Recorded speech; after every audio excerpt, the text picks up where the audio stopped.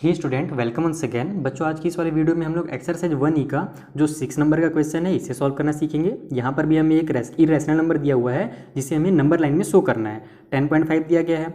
अब देखो क्या है ना कि जब कभी भी आपके पास डेसिमल वाला नंबर है तो उसका स्टेप सेम है, और अगर हमारे पास डायरेक्ट इस तरीके से नंबर 5, √3, √10, √8 इस तरीके से आए तब उसका स्टेप अलग है। तो अगर आपने किसी भी वीडियो को नहीं देखा या फिर किसी भी क्वेश्चन में अगर आपको डाउट है तो मैंने जितने भी प्रीवियस वीडियोस बनाए हैं क्वेश्चन नंबर 1 से 5 तक के, उनका लिंक भी आपको नीचे डिस्क्रिप्शन बॉक्स में मिल जाएगा। और जो मैं आगे की वीडियोस बनाऊंगा इन क्वेश्चंस का या अगले एक्सरसाइजेस का, उनका वीडियोस भी आपको नीचे डिस्क्रिप्शन बॉक्स में मिल जाएगा। वहाँ जाकर के ऑल वीडियोस ऑफ चैप्टर 1 में क्लिक करना, सारे वीडियोस आपको एक ही जगह पर मिल जाएंगे। और खास करके जो पिछला वाला मैंने वीडियो बनाया क्वेश्चन नंबर 5 वो आप जरूर देख लेना अगर नहीं देखा तो, क्योंकि वहाँ पर मैंने एकदम सिंपल मेथड में समझाया था कि 4.7 को हम लोग कैसे नंबर लाइन में शो करते हैं। सेम वही स्टेप यहाँ पर भी हमको यूज़ करना है, बस यहाँ पर हमारे पास जो वैल्यू है नंबर की वो अलग है। जैसे आपने बचपन में 2+2 जब एक बार सीख लिया कि 2+2 4 होता है, तो उसके बाद आपको मैं बड़ा से बड़ा भी नंबर दे दूँ कि 20+20 बताओ तो भी आप 40 बता दोगे। यानी बस एक बार सीखने की देरी है। तो वहाँ वो चीज़ मैं आपको यहाँ पर पहले सिखा चुका हूँ, फिर से यहाँ पर हम रिपीट करेंगे वही स्टेप्स। लेकिन वही बात है, अगर आप ईजी वाला सॉल्व कर लोगे तो ये वाला थोड़ा सा उससे अलग नहीं है यार, सेम ही है। चलो आज मैं कॉपी में समझाता हूँ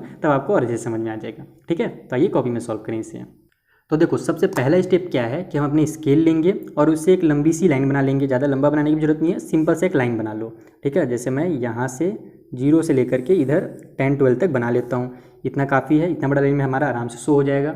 उसके बाद का काम क्या है कि हमको कितना शो करना है, √10.5 शो करना है ना। तो हम क्या करेंगे, इसमें 10.5 का मेजरमेंट ले लेंगे। कहीं भी बीच में आपको 10.5 ले लेना है। जैसे देखो यहाँ पर हमारा 10.5 आ रहा है ना, बीच में ही लेना, इसी लाइन के अंदर ही लेना है ना, ध्यान रखना उससे बाहर मत लेना।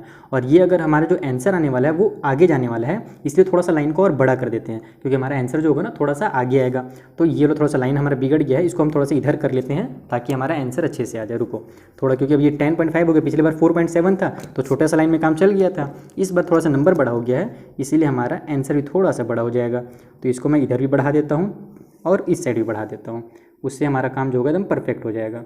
दोनों साइड बढ़ गए, इतना में मेरे हिसाब से तो हो ही जाना चाहिए, नहीं होगा तो बाद में बढ़ाया जाएगा। अभी चलो इतने ही में एरो का साइन लगा करके छोड़ देते हैं। और हम लोग कितना का मेजरमेंट लेना है, 10.5 का लेना है। तो यहाँ से देखो हमारा ये 10.5 आ गया यहाँ पर, तो 0 में एक डैश लगा दो और यहाँ पर 10.5 में एक डैश लगा दो। तो ये हमारा, इसका नाम दे दो A, इसका नाम दे दो B, है ना। ABCD से स्टार्ट करते हैं।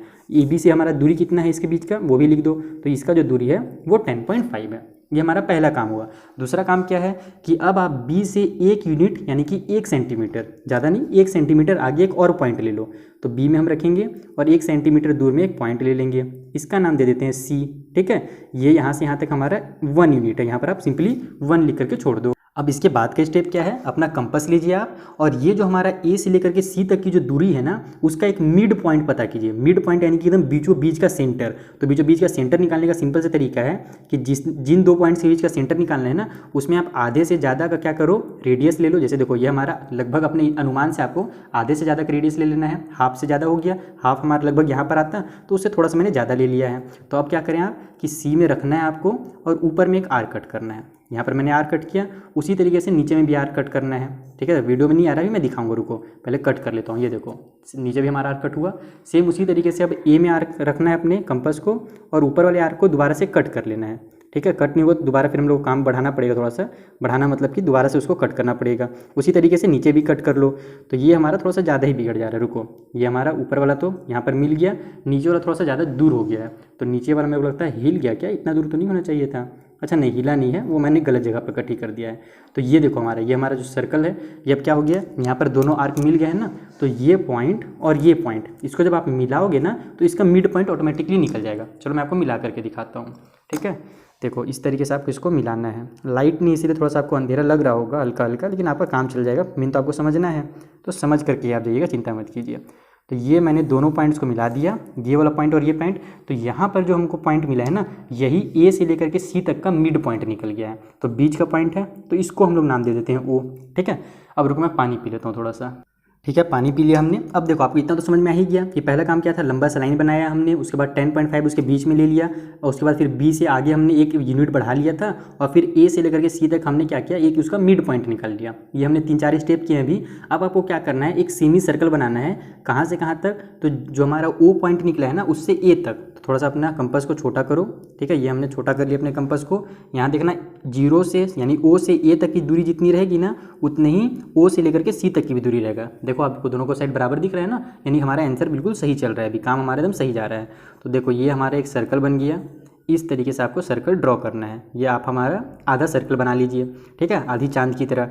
ये हमारा लगभग आधा काम हो गया है। अब इसके बाद क्या करना है कि बी से एक सीधा लाइन बनाना है जो इस सर्कल को टच करता हो। बस वो सीधा लाइन जैसे ही बनेगा वही आपका आंसर निकल जाएगा।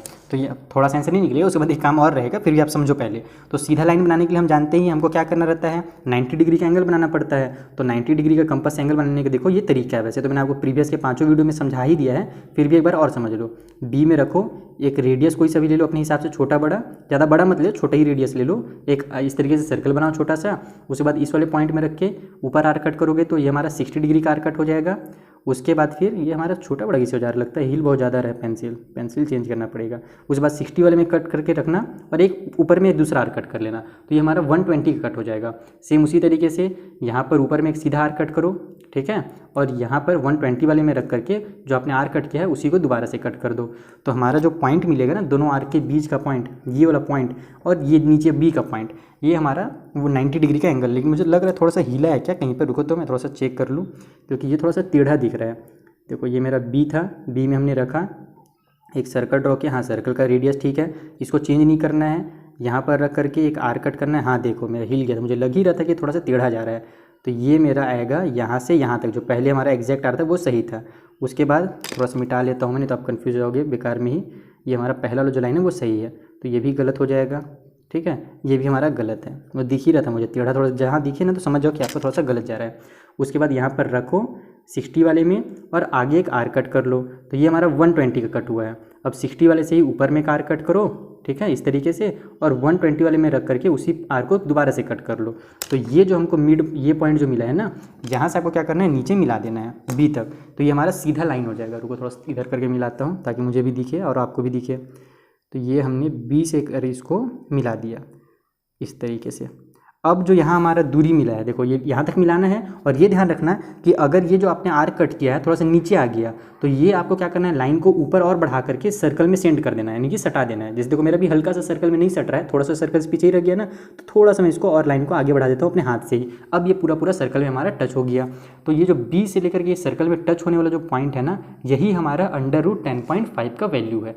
तो यहाँ पर आप इस पॉइंट का भी कुछ नाम दे दो। सी तक हमने यूज़ कर लिया ABCD, तो अगला हमारा डी लिख देते हैं, यानी कि जो बी से लेकर के डी तक की दूरी है ये हमारी कितनी है, 10.5 है। लेकिन हमको तो नंबर लाइन में शो करना था, ऊपर तो शो करना नहीं है। तो उसके लिए हम क्या करेंगे कि इसका रेडियस ले लेंगे बी से लेकर के डी तक का। देखो इतना आपको रेडियस ले लेना है बी से डी तक, और फिर एक छोटा सा और सर्कल बना देना। ये लास्ट काम है, आधा चांद से भी आधा, ठीक है। तो ये जो हमारा नंबर लाइन में जब टच किया ना, तो यही वाला जो पॉइंट मिला है हमको यहाँ पर, और बी से लेकर के यहाँ तक की जो दूरी होगी वो भी कितनी होगी, 10.5 होगी अंडर रूट में। तो इधर भी आपका 10.5 आप अंडर रूट में लिख सकते हो इस तरीके से, √10.5। और इधर भी इस पॉइंट का नाम दे दो, डी तक यूज़ कर लिया है, अगला लेटर ई लिख लेते हैं। तो बी से लेकर के जो ई तक की दूरी है इस तरीके से बना दो यहाँ से यहाँ तक, ये हमारा √10.5 है। और नीचे में भी कहीं पर आप जरूर लिख दो कि जो हमारा BE निकला है ना, वही √10.5 है। इस तरीके से आपको इसको सॉल्व करना है। सेम स्टेप है जैसे हमारा क्वेश्चन नंबर 5 बना था, सेम उसी तरीके से 6 भी बना है, बस हमें थोड़ा सा छोटा डायग्राम बना था, बिकॉज वैल्यू भी छोटा था, 4 पॉइंट हमारे पास 7 था केवल, यहाँ पर 10.5 है, इसीलिए हमारा जो चांद का टुकड़ा बना है थोड़ा सा बड़ा है, बाकी पूरा प्रोसेस सेम ही है। तो बस एक बार आपके माइंड में स्टेप्स बैठने चाहिए। अगर आपके स्टेप बैठ गए दिमाग में तो आप फिर इस क्वेश्चन को आसानी से सॉल्व कर सकते हो।